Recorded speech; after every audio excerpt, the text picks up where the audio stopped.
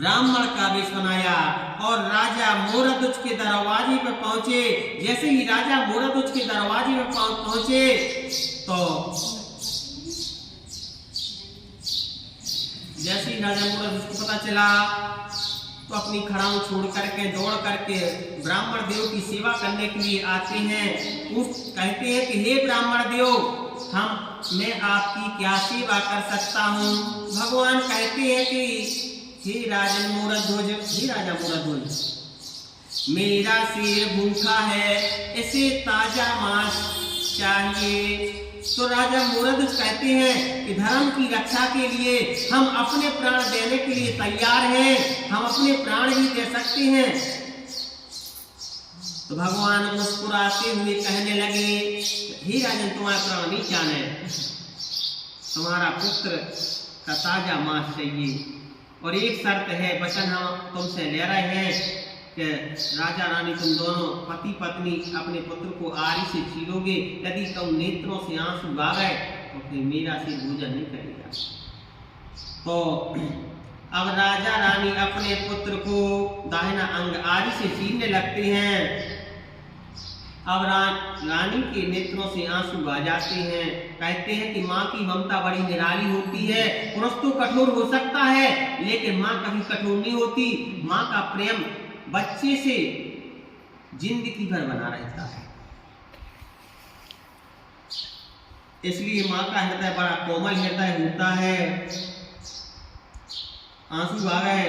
अब भगवान मुस्कुराते हुए फिर कहने लगे, ये तो परीक्षा लेने खिलाने आए थे। अब मुस्कुराते हुए बोले कि हे राजन, मैंने तुमसे वचन लिया था कि नेत्र से दाहिने नेत्र से आंसू नहीं आना चाहिए। अब आंसू आ गया तो मेरा सिर भोजन नहीं करेगा।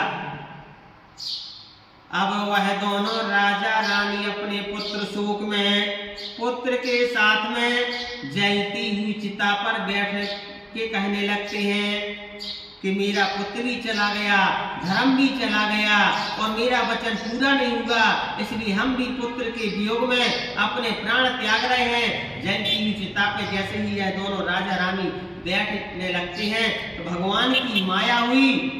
अपने पुत्र को उन्होंने पुकारा कि हे पुत्र ताम्रध्वज, तुम कहाँ हो? तुम्हें धर्म की रक्षा के लिए आना पड़ेगा। यदि तुम धर्म की रक्षा के लाने नहीं आए तो हमारा जीना व्यर्थ है। तब पुत्र को जैसे चिता पर बैठ करके अपने पुत्र को पुकारा तो भगवान की माया से उसका पुत्र ताम्रध्वज साकुशल जीवित हो जाता है और अपने माता पिता को पुकारता है कि हे माँ, हे पिताजी, आप नीचे उतरो, मैं सही सलामत हूँ।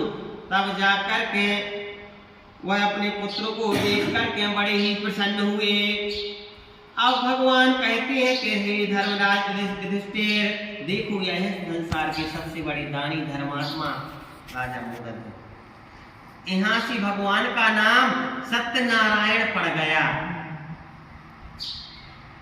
अब युधिष्ठिर ने अपना रूप बनाया और भगवान ने अपना रूप बनाया। इनकी परीक्षा सफल हुई और भगवान का नाम सत्यनारायण पड़ा और धर्मराज युधिष्ठिर के मन का जो अभिमान था, घमंड था, वह दूर हुआ।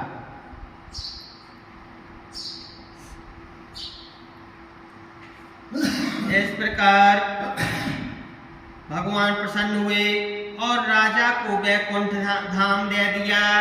तुंगत तो राजा जो हुए दूसरे जन्म में राजा मनु हुए, वह संपूर्ण भागवत की कथा सुनकर के वैकुंठ जाते हैं। इति स्कंद पुराणे दिवाखंडे सत्यनारायण पंचमो अध्याय। समर्पण वृंदावन बिहारी लाल की जय हो।